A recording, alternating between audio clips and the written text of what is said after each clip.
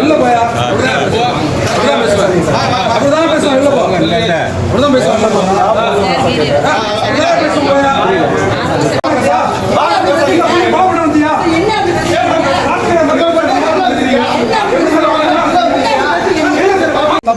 ஒரு நிமிஷம் இப்படி சொல்லிட்டு போனேன் நான். நீங்கள் வந்து இன்புட் மேலே அலோகேட் பண்ணால் பெட்டிஷன் கொடுங்க.